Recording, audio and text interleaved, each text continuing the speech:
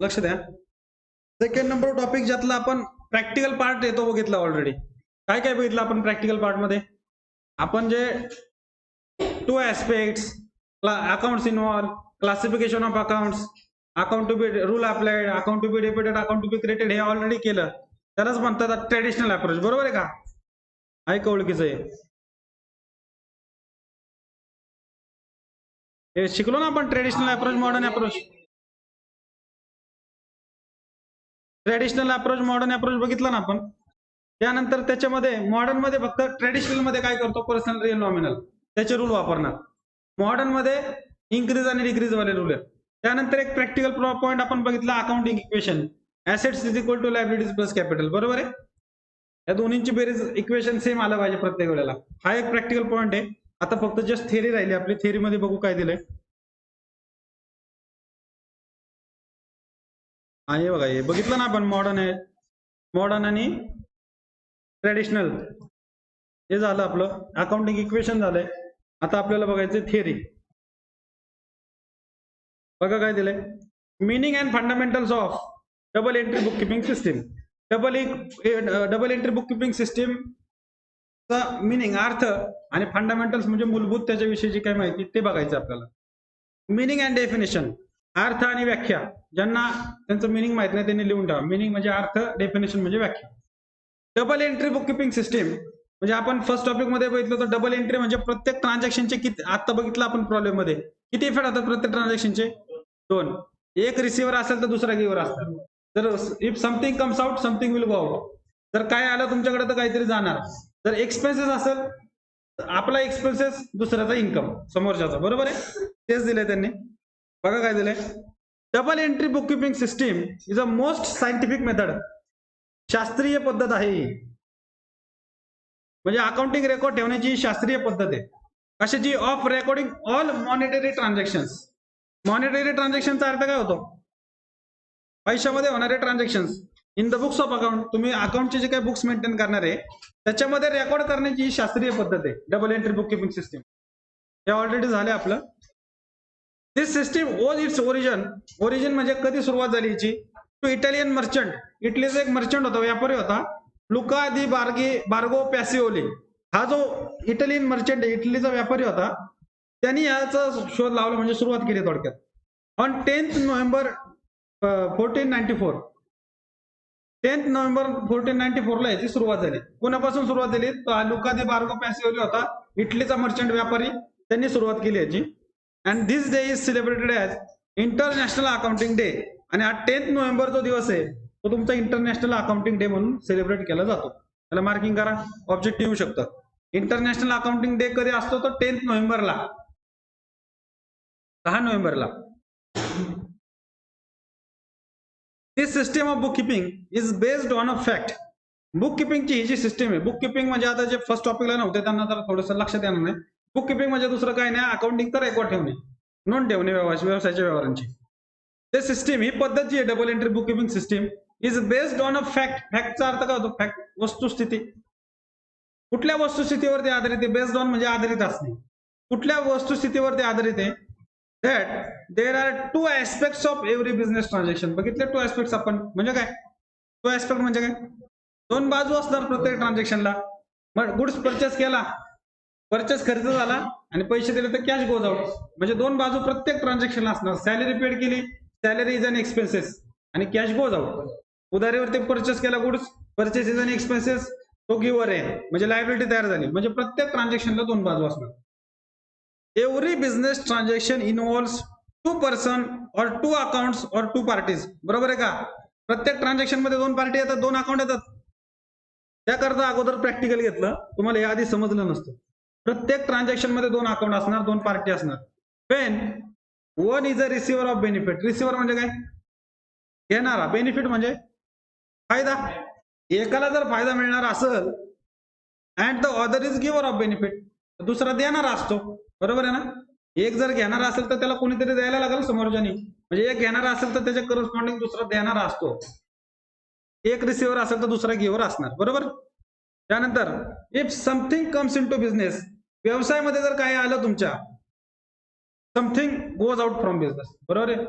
हे कुठल्या ह्याच्यात बघितलं आपण कम्स इन गोज आउट कुठल्या प्रकारमध्ये येत आहे रिअल मध्ये येतं मशिनरी परचेस केली machinery comes in cash goes out म्हणजे काही जर व्यवसायात आलं तुमच्या तर व्यवसायातून काहीतरी जाणार पण प्रत्येक ट्रान्झॅक्शनला डबल इफेक्ट होणारच काय आलं तर काही जाणार एक रिसिव्हर असेल तर दुसरा गिव्हर पण असणार आहे म्हणजे जर तुमच्याकडे काय आलं व्यवसायामध्ये तर काहीतरी तुमच्या व्यवसायातून जाणार पण आहे recording of 2 aspects of monetary transactions म्हणजे जे पैशामध्ये होणारे व्यवहार आहेत ट्रान्झॅक्शन्स आहेत त्यांच्या दोन बाजू रेकॉर्ड करायच्या ते नोंद करायची दोन बाजूंची in the books of account तुमच्या अकाउंटच्या बुक्समध्ये in terms of debit and credit आता डेबिट क्रेडिट काय तुम्हाला लक्षात आले डेबिट आणि क्रेडिटच्या टर्म्समध्ये म्हणजे डेबिट क्रेडिटच्या याच्यामध्ये फॉर्मॅटमध्ये is called as a double entry book keeping system त्यालाच double entry book keeping system असं म्हणणार याला इम्पॉर्टंट मार्क करा विचारू शकतील तुम्हाला double entry book keeping system म्हणजे काय सांगायचं त्यांना आन्सर इन वन सेंटेन्स वगैरे येऊ शकतं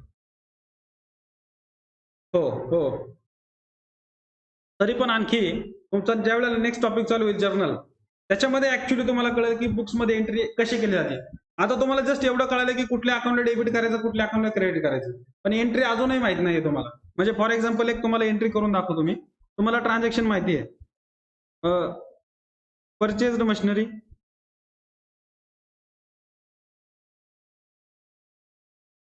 ऑफ ₹50,000 तुम्ही 50,000 ची मशिनरी परचेस केली बरोबर आहे अकाउंट कुठले कुठले येतील मशिनरी अकाउंट आणि कॅश अकाउंट मशिनरी प्रकार कुठला येईल रिअल कॅश रिअल मग कम्स इन काय आणि गोज आउट काय मशिनरी कम्स इन आणि कॅश गोज आउट म्हणजे तुम्ही इतर रूल वापरणार डेबिट व्हॉट कम्स इन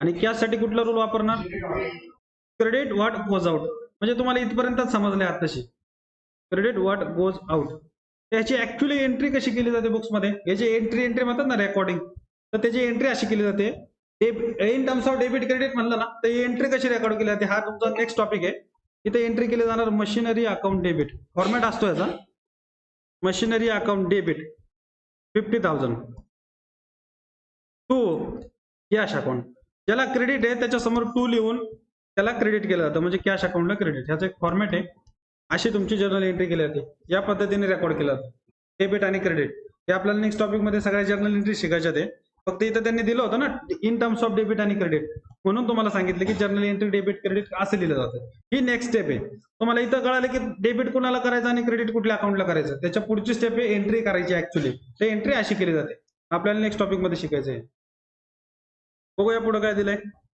आता हे झालंय आपलं already according to the modern approach आधुनिक जो दृष्टिकोन आहे मॉडर्न अप्रोच जो आहे every business transaction is concern with कशाशी संबंधित असतो प्रत्येक ट्रान्झॅक्शन मॉडर्न अप्रोच मध्ये कॅटेगरी काय काय असतात assets liabilities capital expenses revenue तुम्हाला सांगितलं ऍसेट आणि एक्सपेन्सेस अगोदर सोबत लक्षात ठेवा कारण त्यांच्या रूल सेम आहेत दोघांना इन्क्रीज इन डेबिट आहे increases debited decreases credit asset expenses आणि 3 क्रेडिट वाले कॅपिटल लायबिलिटी आणि रेव्हेन्यू बरोबर आहे मग तेच सांगितलं ना त्यांनी every business transaction is concern with assets liabilities capital expenses आणि इन्कमचा समानार्थी शब्द येतो रेव्हेन्यूच्या ऐवजी इन्कम म्हणलंय त्यांनी काही नाही problem whenever there is an increase in asset आणि एक्सपेन्सेस ज्या वेळेला ऍसेट किंवा एक्सपेन्सेस वाढणार इट इज डेबिटेड झालंय आपलं ऑलरेडी ऍसेट आणि एक्सपेन्सेस वाढले की त्याला डेबिट करायला पाहिजे रूल बघितला ना and decrease in asset and expenses is credited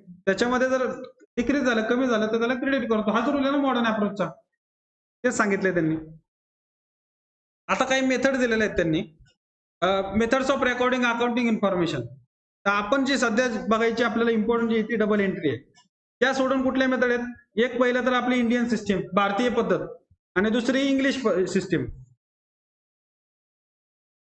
Indian system मध्ये एकच प्रकार आपली भारतीय पद्धत म्हणजे जी रजिस्टर मध्ये लिहिणं प्रत्येक दुकानात तुम्ही जे बघितलंय रजिस्टर काढायचं त्याच्यामध्ये प्रत्येकाच्या नावाने लिहायची एंट्री करायची या प्रत्येकाच्या नावाने एंट्री करायची ही झाली आपली इंडियन सिस्टीम आणि ब्रिटिश सिस्टीम म्हणा किंवा इंग्लिश सिस्टीम मध्ये 2 प्रकार आहेत सिंगल एंट्री सिस्टीम आणि डबल एंट्री सिस्टीम बसा पटकन 2 मिनिटं समोर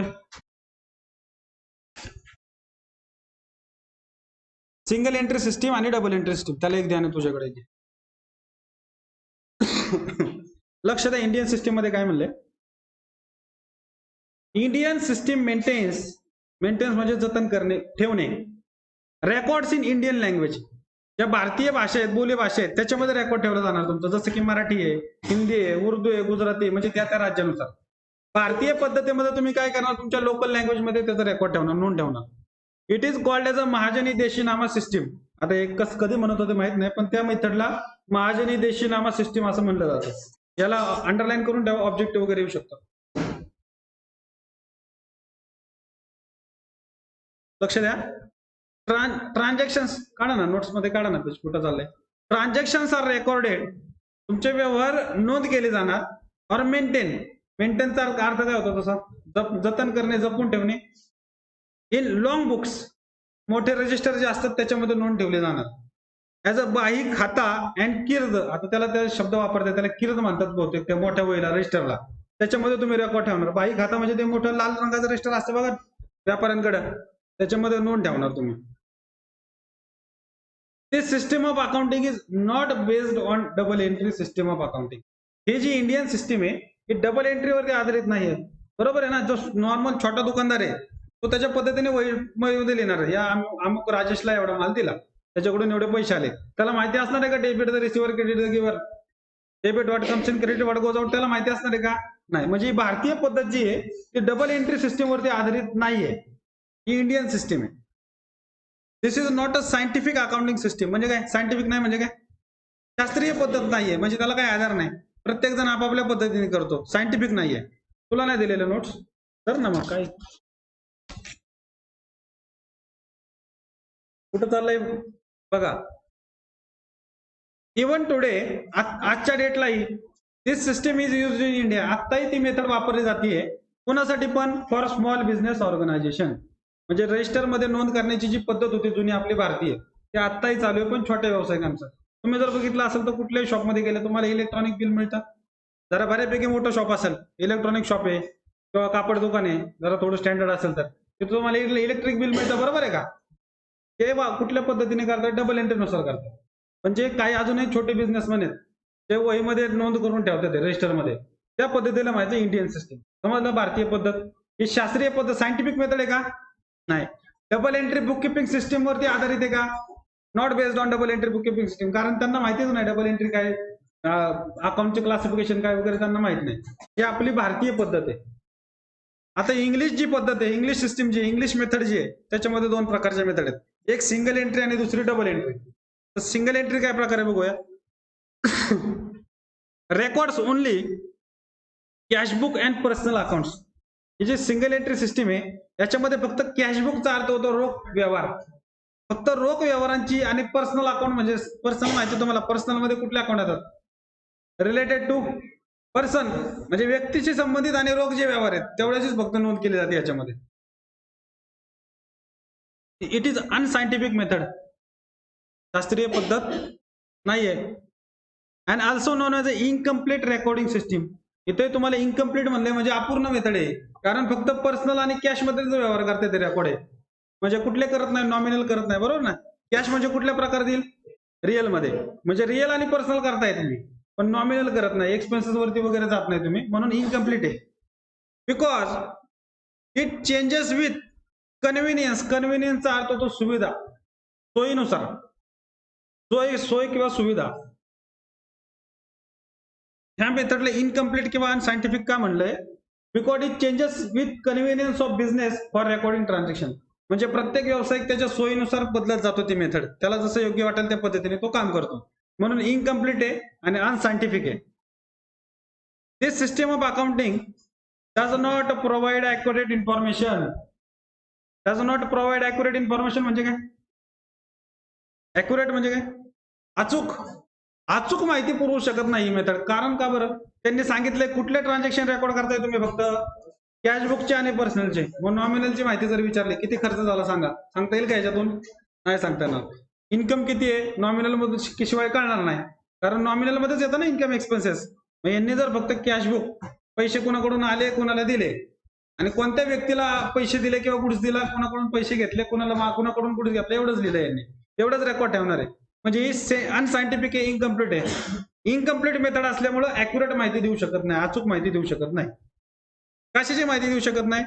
about the financial position. Financial position झाले ऑलरेडी. काय फायनान्शियल पोझिशन? आर्थिक स्थिती. ज्यांना माहित नाही त्यांनी लिहून ठेवा. फायनान्शियल पोझिशन म्हणजे आर्थिक स्थिती. आर्थिक स्थितीविषयी तुमच्या ऍक्युरेट माहिती देऊ शकत नाही तुम्हाला.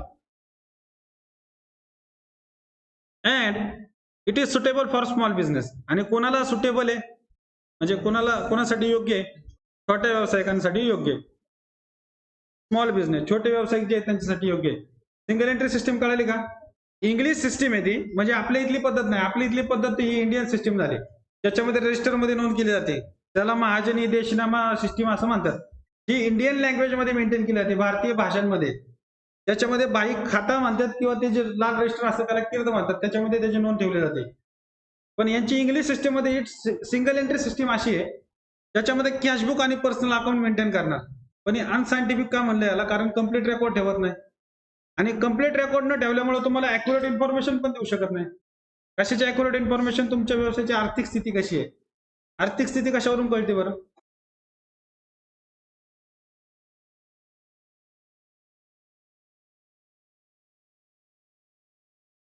तुमच्याकडे मालमत्ता किती आहेत आणि तुमचे देणी किती आहेत त्याच्यावरून तुमची आर्थिक स्थिती कळते. इथं कम्प्लीट रेकॉर्ड ठेवत नाही, त्यामुळं यांच्याकडून आर्थिक स्थितीविषयी अचूक माहिती तुम्हाला मिळू शकत नाही. आता जी इम्पॉर्टंट सिस्टीम आहे जी सगळीकडे फॉलो केली जाते ऑल ओव्हर द वर्ल्ड म्हणा किंवा आपल्या इंडियामध्ये, ही आहे double entry system. Most scientific method. आपण स्टार्टिंगलाच बघितलं ना, it is a most scientific method. शास्त्रीय पद्धत आहे. परत इथं पण त्यांनी सांगितलंय double entry system is a most scientific method.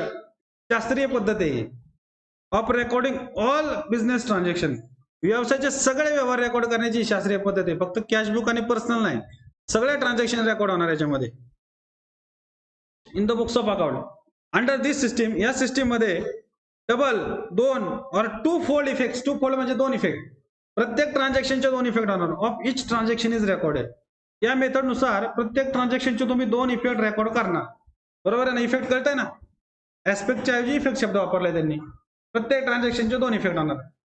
काय? Something comes out, something will go out. बरं, something comes in, something will go out. जर काही आलं तर काही जाणार व्यवसायातून. तेच म्हणले दोन इफेक्ट रेकॉर्ड करता तुम्ही. According to the double entry book keeping system. Double entry book keeping system नुसार one account is to be debited. आहे का ओळखीचं?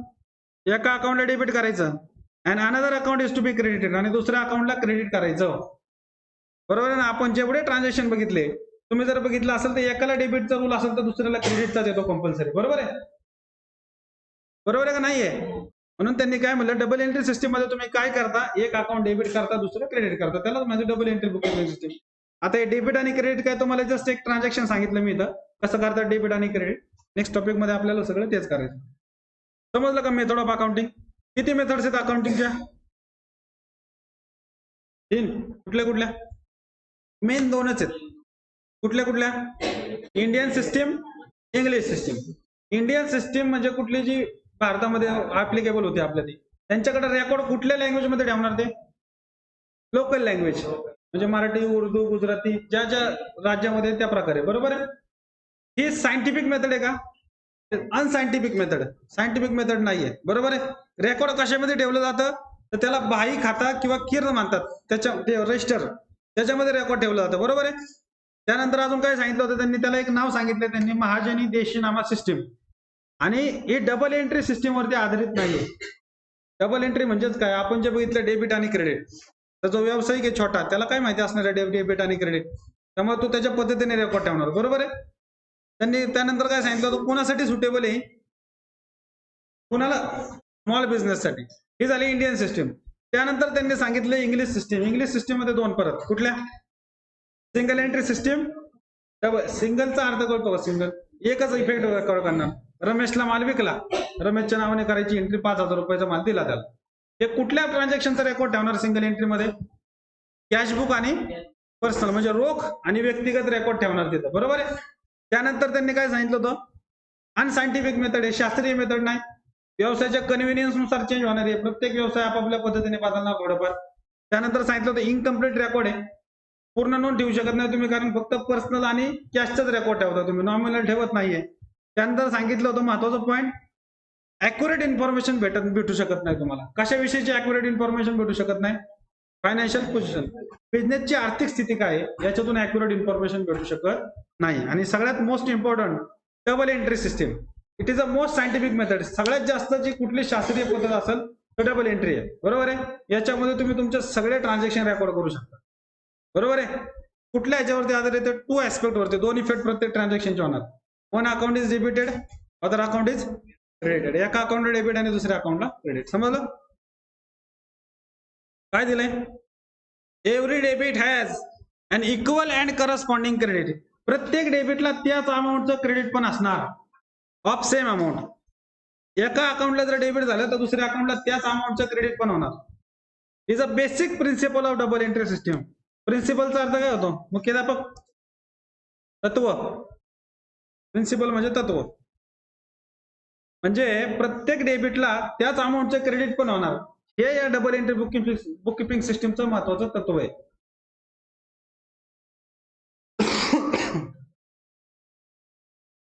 आता हे हा जो पॉईंट आहे तुम्हाला हा जरा जास्त लक्षात येणार नाही, कारण यातले जे पुढचे जे काही पॉईंट आहेत सगळे प्रत्येक एक टॉपिक वरती आधारित आहे. प्रत्येक लाईन दिली ते एक टॉपिक येतात. काय दिलंय त्यांनी? इम्पॉर्टंट एलिमेंट्स, महत्वाचे घटक. एलिमेंट म्हणजे घटक of double entry book keeping system. म्हणजे double entry book keeping system मध्ये महत्वाचे काय काय घटक आहेत, काय काय स्टेप्स बनवू आपण थोडक्यात. फर्स्ट आहे डुएल इफेक्ट्स ऑफ ट्रान्झॅक्शन. डुएलचा अर्थ काय होतो? दोन. प्रत्येक ट्रान्झॅक्शनचे 2 इफेक्ट होणार. हे तर आपण या टॉपिक मध्ये बघितलंय. बरोबर आहे. त्यानंतर काय करायचं? Recording of transaction. ऍक्च्युअली ते ट्रान्झॅक्शन कसं रेकॉर्ड करायचं, ज्याला म्हणतात जर्नल एंट्री. तुमचा नेक्स्ट टॉपिक आहे जर्नल, जे मी तुम्हाला एक करून दाखवली इथं. याला म्हणतात जर्नल एंट्री. हा तुमचा नेक्स्ट टॉपिक मध्ये बघायचं आपल्याला. त्या जर्नल नंतर काय केलं जातं? प्रत्येक अकाउंटचं एक लेजर बनवलं जातं. म्हणजे जर समजा सॅलरी अकाउंट आहे तर सॅलरी अकाउंट वेगळं, रमेशला माल विकला रमेशचं account, sales account, machinery account, प्रत्येक अकाउंटचं लेजर बनवलं जातं सेपरेट. आणि ते जर्नल एंट्रीचे पोस्टिंग त्याला केले जाते. हा पण पुढचा टॉपिक आहे तुमचा, लगेच कळणार नाही तुम्हाला. हे लेजर पोस्टिंग म्हणतात त्याला. त्यानंतर बॅलन्सिंग ऑफ लेजर, म्हणजे लेजर क्लोज करायचं, त्याच्यात किती अमाऊंट शिल्लक आहे ते बघायचं. Preparation of trial balance. Trial balance मध्ये तुम्ही काय करता? सगळे लेजर क्लोज केल्यानंतर त्यांची लिस्ट बनवता आणि प्रत्येक लेजरचा तिथं बॅलन्स लिहिता. आणि प्रिपरेशन ऑफ फायनल अकाउंट हा तुमचा शेवटचा टॉपिक आहे. तर मी थोडंसं एक्सप्लेन करत नाही डिटेलमध्ये, कारण कळणार नाही, कारण हे अख्खे टॉपिक आहेत एक एक. याच्यावरती सेपरेट एक एक टॉपिक आहे. त्यामुळे अकाउंट मधले स्टेप्स आहेत. आता सध्या एवढं लक्षात ठेवा. जसं आपलं टॉपिक येईल तसं मी परत सांगेल. डेफिनेशन बघा. Double entry book keeping system तर कळाली आपल्याला. तर त्याची डेफिनेशन काय दिली त्यांनी? एव्हरी बिझनेस ट्रान्झॅक्शन, म्हणजे प्रत्येक व्यवसायाचा जो व्यवहार आहे, हॅज अ 2 फोल्ड इफेक्ट. म्हणजे प्रत्येक व्यवसायाच्या ट्रान्झॅक्शनला 2 बाजू असणार आहेत. And it affects 2 accounts. 2 अकाउंटला इफेक्ट करणार, तो परिणाम करणार इन ऑपोजिट डायरेक्शन. ऑपोजिट म्हणजे काय? विरुद्ध दिशेने. म्हणजे विरुद्ध दिशेने का म्हणलंय? जर एकाला डेबिट तर दुसऱ्याला क्रेडिट. आपण आतापर्यंत जेवढे ट्रान्झॅक्शन बघितले, असं कुठल्या ट्रान्झॅक्शन मध्ये झालं का दोघांनाही डेबिट आहे दोघांनाही क्रेडिट आहे? एकाला डेबिट झालं तर दुसऱ्याला क्रेडिटच होणार, कारण ती सिस्टीमच तशी बनवलेली आहे. त्यांनी जे रूल बनवले ते रूल आहेत त्या पद्धतीने, क्लासिफिकेशन त्याच पद्धतीने केलंय. म्हणून एक अकाउंट 2 अकाउंटला इफेक्ट कसा होणार? ऑपोजिट डायरेक्शन मध्ये. एकाला डेबिट दुसऱ्याला credit. And if a complete record is to be made, म्हणजे तुम्हाला जर संपूर्ण नोंद ठेवायची असेल of each transaction, each such transaction, प्रत्येक ट्रान्झॅक्शनची जर तुम्हाला पूर्ण नोंद ठेवायची असेल, it would be necessary. Necessary म्हणजे काय? नेसेसरी नाही माहिती, आवश्यक.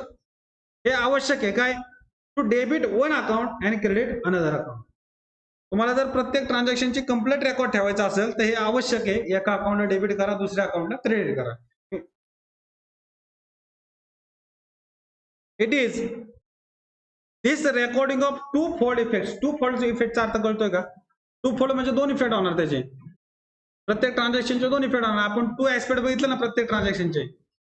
Of every transaction that has given rise to term double entry system. टर्मचा अर्थ होतो संज्ञा, म्हणजे कन्सेप्ट. मराठीमध्ये कन्सेप्ट, आपल्या इंग्लिशमध्ये कन्सेप्ट.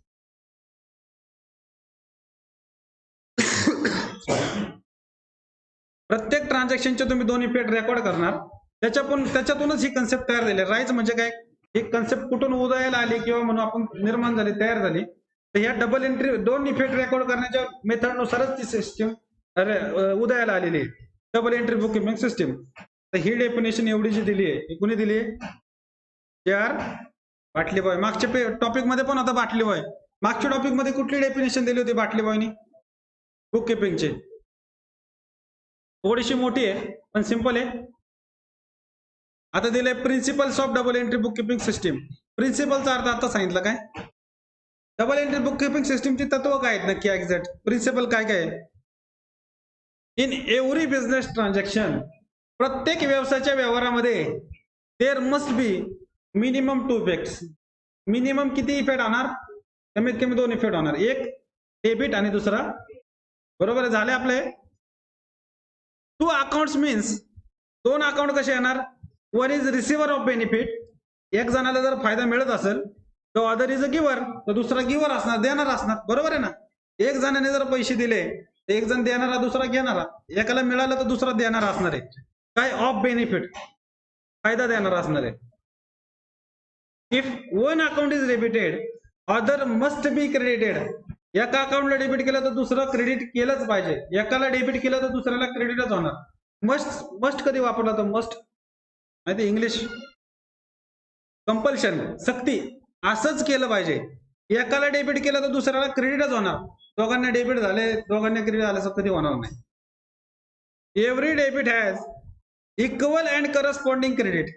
प्रत्येक डेबिटला त्याच अमाऊंटचं क्रेडिट असणार आहे, ऑफ सेम अमाऊंट. जेवढ्याचं डेबिट झालं तेवढ्याच क्रेडिट होणार. लक्षात येते का नाही येते तुमच्या? मला एकदा ट्रान्झॅक्शन दाखवू का तुम्हाला मी? गेले बाहेर चेंज करायला लागणार. बघा इथं काय केलंय तुम्ही?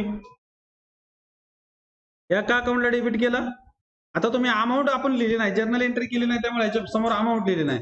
पण तुम्ही एका अकाउंटला डेबिट करताय, दुसऱ्या अकाउंटला क्रेडिट करताय, बरोबर आहे ना.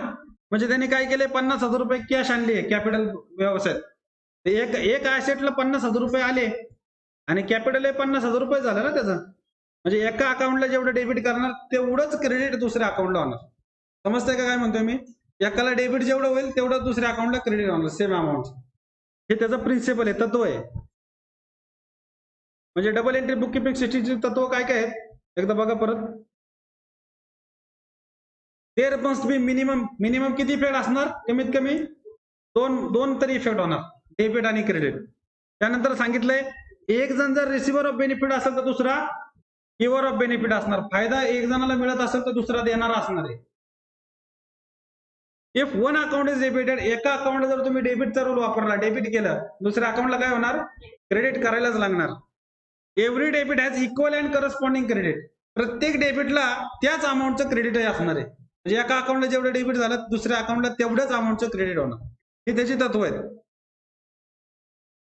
तर त्याच्यानंतर त्यांनी सांगितले advantages. Double entry book keeping system म्हणजे काय ते तर कळलं. मिनिमम 2 इफेक्ट्स होणार प्रत्येक ट्रान्झॅक्शनचे. जेवढं डेबिट आहे तेवढ्याला क्रेडिट होणार, बरोबर आहे. आता याचा नक्की फायदा काय? कशासाठी वापरायची सिस्टीम? काय फायदा याचा बघा. पहिला फायदा आहे कम्प्लीट रेकॉर्ड. म्हणजे काय? संपूर्ण नोंद. तुम्ही जर बघितलं असेल, आपण जे ट्रान्झॅक्शन बघितले, आपण बघितलं कॅश परचेस केलं तर काय एंट्री करायची, क्रेडिट परचेस केलं तर काय एंट्री करायची, कॅश गुड सोल्ड केला तर काय करायचं, क्रेडिट सेल केला तर काय करायचं, ऍसेट परचेस केली म्हणजे मशिनरी घेतली, फर्निचर घेतले, बरोबर आहे. सगळ्या ट्रान्झॅक्शनची एंट्री तुम्ही इथं करू शकता, बरोबर आहे. म्हणजे तुमच्या व्यवसायात जे काय ट्रान्झॅक्शन होणार त्या प्रत्येकाची नोंद तुम्ही इथं ठेवू शकता. कम्प्लीट रेकॉर्ड होणार तुमच्या ट्रान्झॅक्शनचं. Under this system all business transactions are recorded. Single entry सारखं नाहीये, कॅश बुक किंवा पर्सनल रेकॉर्ड करतोय फक्त. इथं सगळे ट्रान्झॅक्शन रेकॉर्ड होणार तुमचे. This method is a scientific, शास्त्रीय मेथड आहे. And records both aspects of each transaction. Aspect म्हणजे बाजू. प्रत्येक ट्रान्झॅक्शनच्या दोन्ही बाजूंची नोंद तुम्ही इथं करणार. त्यामुळे इथं तुमचं कम्प्लीट रेकॉर्ड राहणार, पूर्ण रेकॉर्ड राहणार. दुसरं दिलं ऍक्युरसी. ऍक्युरसी म्हणजे काय? ऍक्युरसीचा अर्थ काय होतो? अचूकता, अचूकता. ज्यांना अर्थ माहित नाही त्यांनी लिहून ठेवा. ऍक्युरसी म्हणजे अचूकता. In this system both aspects are recorded in the books of account. या सिस्टीम मध्ये दोन्ही बाजू रेकॉर्ड केल्या जातात बुक्स ऑफ अकाउंट मध्ये. Both aspects are recorded. So it gives complete accuracy. त्याच्यामुळे काय होतं? अचूकता येते तुमच्या नोंद करण्यामध्ये. इन अकाउंटिंग वर्क, तुम्ही अकाउंटिंगचं जे काय काम करणार आहे, नोंद करण्याचं जे काय काम करणार आहे त्याच्यामध्ये अचूकता येते. It also checks arithmetical accuracy. Arithmetical म्हणजे काय? Mathematical calculation. कॅल्क्युलेशन जे करताय ते बरोबर केले का नाही केले ते पण तुमचं बरोबर होतं. आता प्रॉब्लेम काय आहे, तुम्हाला जस्ट आता जे लहान मुलगा चालायला लागतो ना 2-3 पावलं टाकून, ती लेवल आहे तुमच्या आता सध्या अकाउंटमध्ये. तुम्हाला जस्ट आतापर्यंत एवढंच कळालं की बुक किपिंग म्हणजे काय आणि अकाउंटन्सीची सुरुवात बघताय तुम्ही फक्त. म्हणजे क्लासिफिकेशन एवढंच कळालंय तुम्हाला, कुठला अकाउंट कुठल्या प्रकारात जाईल. त्याच्यामुळे तुम्हाला हे अॅक्युरेसी कशी चेक होते वगैरे काय हे कुठं चेक होतं, हा जो पॉईंट दिला होता का ट्रायल बॅलन्स, याच्याशी संबंधित आहे. म्हणजे हा पॉईंट तुम्हाला कळायला आपला ट्रायल बॅलन्स टॉपिक झाला ना त्यावेळेला कळलं. कारण तुमचं एक ट्रायल बॅलन्स म्हणजे काय करता तुम्ही, तुम्हाला एक फॉर्मॅट बनवून दाखवतो. अशी लिस्ट असते तुमच्या ट्रायल बॅलन्स मध्ये. इथं असतं तुमचे नेम ऑफ लेजर, लेजरचं नाव असतं, म्हणजे लेजर म्हणजेच अकाउंट. डेबिट बॅलन्स ज्यांना आहे त्यांची लिस्ट आणि क्रेडिट बॅलन्स ज्यांना आहे त्यांची लिस्ट. म्हणजे परचेसला कुठला बॅलन्स असेल, डेबिट का क्रेडिट? कुठला? डेबिट. एक्सपेन्सेस आहे ना, म्हणजे परचेसची अमाऊंट 10,000. सेल्स लेजर क्लोज केल्यानंतर सेल्स मध्ये 50,000. सेल्सला क्रेडिट बॅलन्स असणार, बरोबर का? इन्कम, त्यानंतर मशिनरी, अशा प्रत्येक लेजरचं तुमच्या लिस्ट असणार आहे. शेवटी तुम्ही जर क्लोज केल्यानंतर तुमच्या दोन्ही साईड जर बरोबर आल्या, इकडची टोटल 2 लाख आली आणि इकडची टोटल 2,10,000 आली, याचा अर्थ तुम्हाला अॅरिथमेटिकल अॅक्युरेसी म्हणजे काय, मॅथमॅटिकल कॅल्क्युलेशन जे आहे ते तुमचं चुकलंय का बरोबर इथं कळतं. कारण double entry book keeping system काय म्हणते, every debit has equal and corresponding credit. तेवढ्याच अमाऊंटचं क्रेडिट होणार. तुमच्या जर 2 साईड सेम येत नाही त्याचा अर्थ तुम्ही कुठेतरी चुकवलंय. कळतं का काय सांगतोय मी? आता माझ्याकडे सांगण्याला मर्यादा काय आहेत, कारण टॉपिक डिटेलमध्ये असल्यामुळे मला तुम्हाला शॉर्टकटमध्ये सांगायला लागतंय. तुम्ही काय करता, याच्यात पुढच्या आणखी बऱ्याच स्टेप आहेत. त्यावेळेला तुम्ही ट्रायल बॅलन्स बनवता त्यावेळेला तुम्हाला कळतं की काय चुकलंय का याच्यामध्ये. कारण ट्रायल बॅलन्स जर दोन्ही बाजू सेम नाही आल्या तर तिथं कळतं कुठलं तरी लेजर चुकलंय. पाठीमागे जाऊन बघितलं की समजतं या लेजरमध्ये चुकी झाली. म्हणून त्यांनी म्हणलंय की तुमचं जे अॅरिथमॅटिकल कॅल्क्युलेशन आहे, मॅथमॅटिकल कॅल्क्युलेशन आहे, ते पण चेक करता येतं तुम्हाला. त्यानंतर सांगितले बिझनेस रिझल्ट म्हणजे काय, व्यवसायाचे परिणाम. परिणाम म्हणा, निकाल नाही म्हणू शकत, रिझल्ट म्हणजे परिणाम. काय, all expenses, losses, incomes, gains, liability, asset, debtors and creditors आहेत काय ओळखीचे सगळे. एक्सपेन्सेस म्हणजे काय, खर्च, लॉस, तोटा, इन्कम, उत्पन्न, गेन्स, फायदे, लायबिलिटीज म्हणजे देणी, ऍसेट्स म्हणजे मालमत्ता, डेटर्स म्हणजे कोण, आपण ज्यांना उधारीवरती माल देतो, म्हणजे आपले कस्टमर ज्यांनी उधारीवरती माल नेलाय आपल्याकडून त्यांना अकाउंटमध्ये डेटर्स म्हणतात.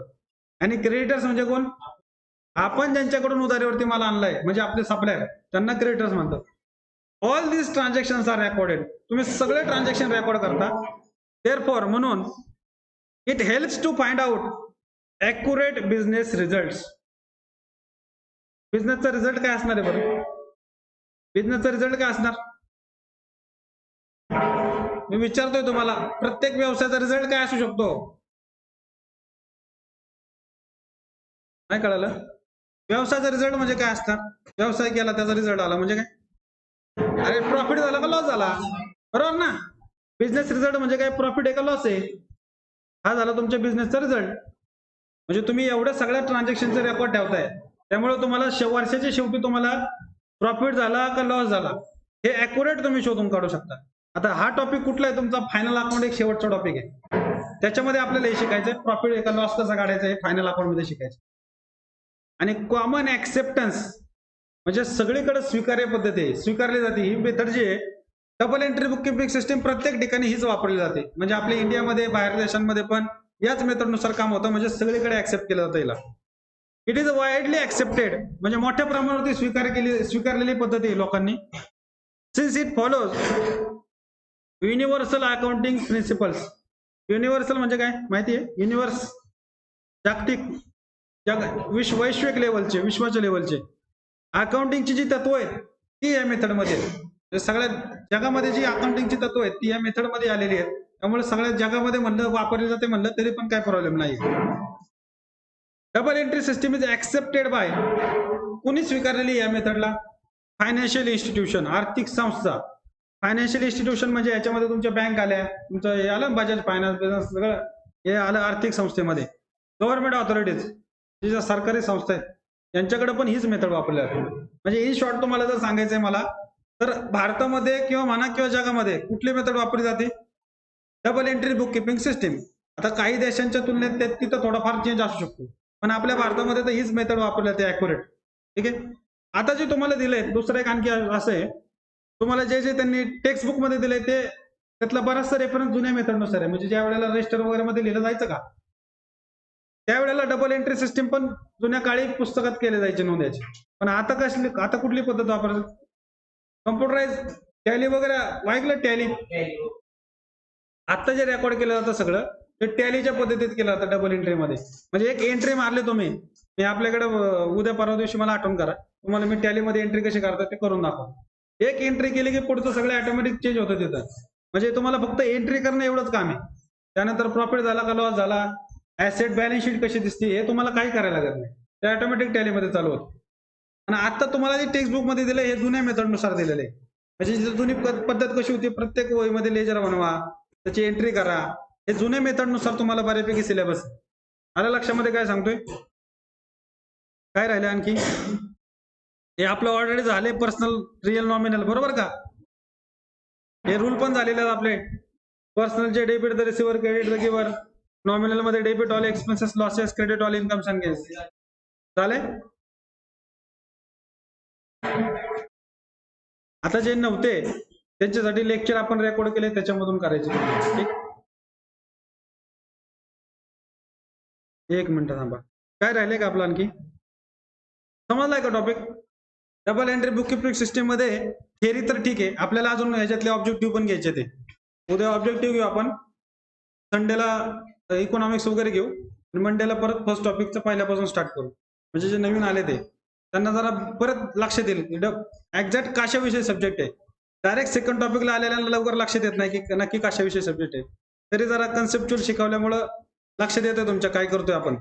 पण तरी पहिला टॉपिक ज्या वेळेला घेईल आपण त्यावेळेला अजून तुम्हाला, आणि ज्यांची एक्झाम आहे त्यांचं रिव्हिजन पण होईल. ठीक आहे. उद्या ऑब्जेक्टिव्ह घ्यायचे त्याचे. तर आता उद्या काय करायचं तुम्हाला सांगतो.